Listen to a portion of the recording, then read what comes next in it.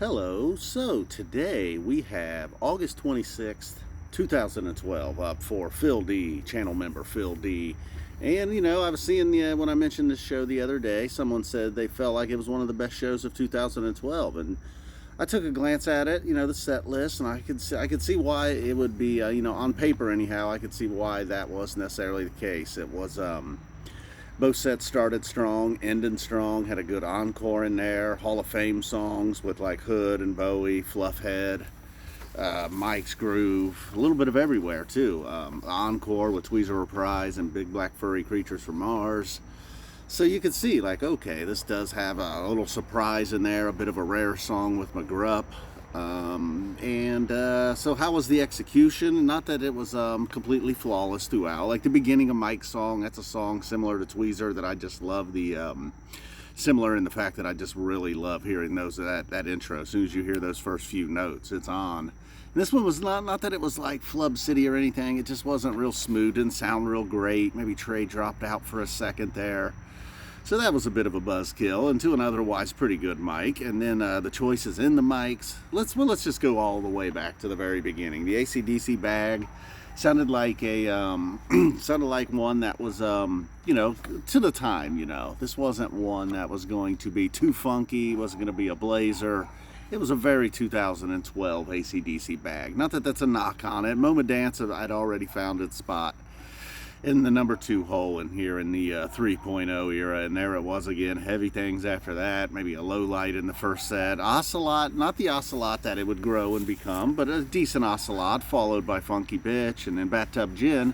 Kind of the same thing with Ocelot. If you plug this show into like 2015 or 17, it's probably not as strong.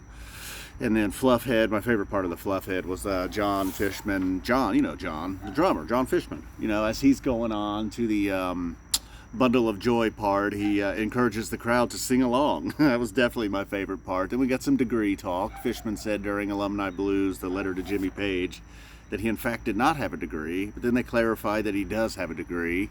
But while at Vermont, the University of Vermont, he had the lowest GPA ever recorded. At that time, probably the record has since been broken. 0.0. Someone's had to have that at some point. Fishman at least did something at some point to be above a 0.0.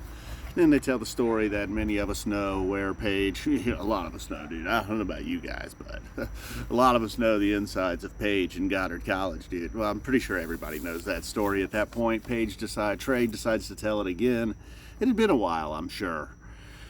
Where are we now? We're at the Tube, my sweet one. I kind of went off the rails here. That dog barking over there, that impression of, I don't know who I was just doing there. This keeps happening. It's happened to me yesterday, man. Yesterday I got to the second set. Today we got to the end of the first set here.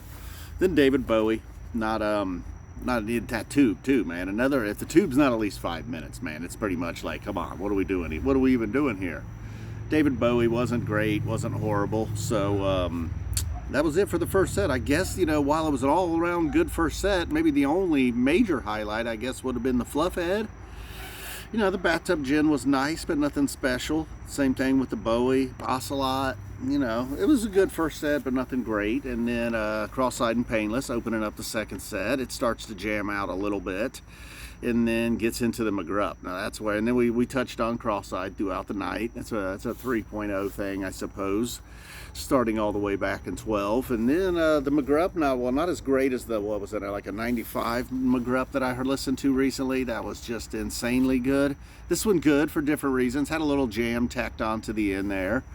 Page really letting us know who's boss on McGrupp. And then we get into the Mike song that Sally Struther spoke about, and then we had the Cross-Eyed Tees started there with Mike's. I think we got more maybe that are in Tweezer, Hood, Susie Greenberg for sure, maybe Weekapaw. There was a few times we reached it, and then bouncing around the room and Axilla coming off of the Mike's, maybe not my favorite choices, but then we go Tweezer and Hood back to back. The Tweezer, for sure, the highlight of the second set. Although I did love the McGrupp, the Tweezer, well, it didn't have to reach multiple levels. Some of the best Tweezers are the ones where it goes into a jam, kind of reaches its peak. We get the white lights, and then it shifts, goes into another direction, maybe even a third little stop somewhere. It wasn't quite all of that.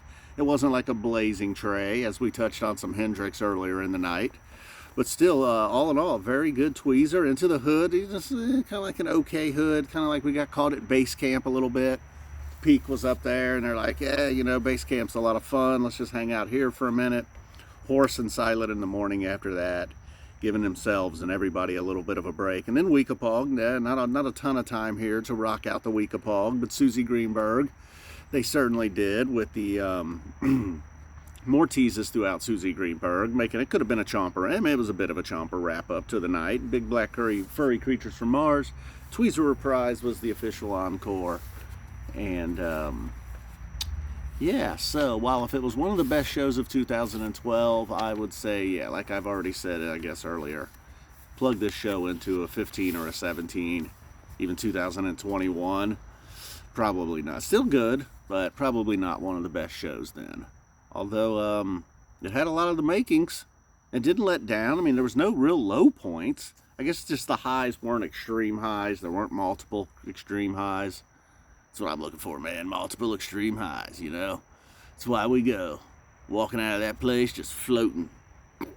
Boom. I rarely go. I don't know what the fuck I'm talking about. All right, love you guys. Boom. Phil D, good call. Taking us back to 2012. Another one. Check. 3.0. Check.